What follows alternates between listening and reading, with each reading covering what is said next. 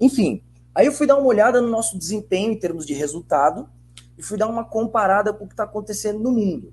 Então eu peguei uma amostragem que eu considero considerável, que é de 10 jogos, e notei que nos últimos 10 jogos a gente atingiu aí um aproveitamento de 76,6%. 7 vitórias, 2 empates e apenas uma derrota. E aí eu fui comparar com outros grandes clubes de nível mundial para ver como é que estava o desempenho desses clubes também. Se a gente estava abaixo, se estava acima, enfim. Vamos esquecer os jogos da Champions, porque essa análise eu fiz na segunda-feira, então ainda não tínhamos os jogos da Champions que aconteceram ontem, tá? Então vamos lá. O Real Madrid, nos últimos 10 jogos, só para vocês terem uma ideia, o Real Madrid que é treinado pelo Zidane, hein, gente? Zidane tá quanto tempo lá no Real Madrid? Conhece pra caramba os caras, né? 56,6% de aproveitamento. 3 derrotas nos últimos 10 jogos, tirando o último jogo da Champions. Inclusive, gente, uma derrota pro excelentíssimo Cádiz, lá do Campeonato Espanhol. Perdeu pro Cádiz, empatou com o Borussia Mönchengladbach e perdeu pro Shakhtar Donetsk. Em 3 jogos na Champions, um empate, uma derrota e só uma vitória. O Real Madrid do Zidane. O Barcelona, nos últimos 10 jogos, Barcelona que tem Messi em campo, hein? 66,6% de aproveitamento, incluindo uma derrota para o poderosíssimo Getafe e um empate com o Alavés. Aí nós vamos para a Juventus, que tem Cristiano Ronaldo e joga no dificílimo campeonato italiano, né? A Juventus, 70% de aproveitamento, 6% a menos que o Flamengo. E tem, inclusive nesses jogos, nesses últimos 10 jogos, um empate contra o Crotone. Crotone, pelo amor de Deus. Aí quem que tem desempenho igual ao do Flamengo? Igual, mesmo. O Liverpool, do Klopp, 76,6% de aproveitamento, só uma derrota, igual a gente. E vocês sabem qual foi o placar dessa derrota? 7-2 para o Aston Villa. Isso depois de ter sido eliminado nas oitavas de final da Copa da Liga Inglesa para o Arsenal nos pênaltis. O Liverpool foi eliminado nas oitavas de final da Copa da Liga Inglesa nos pênaltis para o Arsenal. Alguém aí criticou o Klopp, alguém aí nada, né? O Manchester City, do Pep Guardiola, também tem o mesmo desempenho que o nosso. 76,6% nos últimos 10 jogos. E essa derrota, também só tiveram uma derrota. E essa derrota, vocês sabem qual foi o placar dessa derrota? 5-2 para o Leicester, no campeonato inglês. Também foi goleado. O único time que eu encontrei entre os grandes do mundo, o único time que teve aproveitamento maior que o do Flamengo nos últimos 10 jogos, foi o Bayern de Munique. 90% de aproveitamento, 9 vitórias, uma derrota.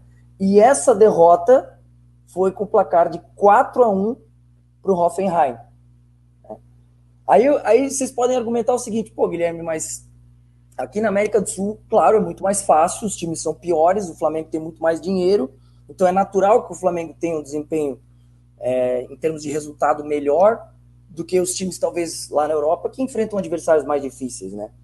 Aí eu fui dar uma olhada no retrospecto do River, que joga o Campeonato Argentino, nossa, dificílimo, né? O River nos últimos 10 jogos teve um aproveitamento de 56,6%, 3 derrotas nos últimos 10 jogos. Ninguém questiona o trabalho do Galhardo por lá. Então é o seguinte, a gente tem em termos de desempenho um trabalho que vem se consolidando ao longo do tempo. Óbvio, a gente não pode perder por 4-1 para o São Paulo, como o Manchester City não pode tomar 5-2 do Leicester, como o Liverpool não pode tomar 7-2 do Aston Villa, e nem o Bayern tomar 4-1 do Hoffenheim. Só que esse tipo de situação acontece. São deslizes pontuais. No jogo do São Paulo, especificamente falando, eu não vejo que foi um banho de bola, que foi um massacre, como, por exemplo, foi o 5-0 contra o Independiente Del Valle, onde a gente, de fato, não viu a cor da bola, só deu Del Valle. No jogo contra o São Paulo, até os 35 minutos do primeiro tempo, o Flamengo dominava o jogo e teve a oportunidade de ficar na frente do placar, 2-1, com o Bruno Henrique, se ele converte o pênalti. Era outra partida. Eu sei que o Si não joga, mas convenhamos, era outra partida. Aí, se o São Paulo ia empatar, se o São Paulo ia virar, não sei. Mas que seria um outro jogo, seria um outro jogo. Por que eu estou dando tanta credibilidade, assim, talvez, para o trabalho do Domi? Porque quando eu comecei a ouvir falar em jogo posicional, aquela coisa toda, o que eu fiz? Eu fui estudar. Fui estudar tudo que dava sobre o jogo posicional. Estudei a maioria dos analistas técnicos, dos analistas táticos que tem aí canal no YouTube, eu fui olhar. Comecei a estudar o trabalho que foi feito do Pep e do Domi no Barcelona, depois no City e depois no Bayern de Munique. Eu comecei a observar que muitas das características que o Barcelona, que encantou o mundo, tinha em campo, estão começando a aparecer no nosso time. Ah, Guilherme, tu está comparando o Flamengo com o Barcelona. Eu não estou falando isso. Estou dizendo que algumas características de jogo, tá, que estavam presentes no sistema do Barcelona começam a aparecer no Flamengo, como aquela característica do uso do terceiro homem. Né? Por isso que o Pedro, no sistema do Domenech, é tão importante, né? Que o jogo posicional sai jogando com a defesa, atrai o time adversário, porque o objetivo sempre é conseguir superioridade. Nem sempre a superioridade é numérica, ela pode ser técnica e posicional.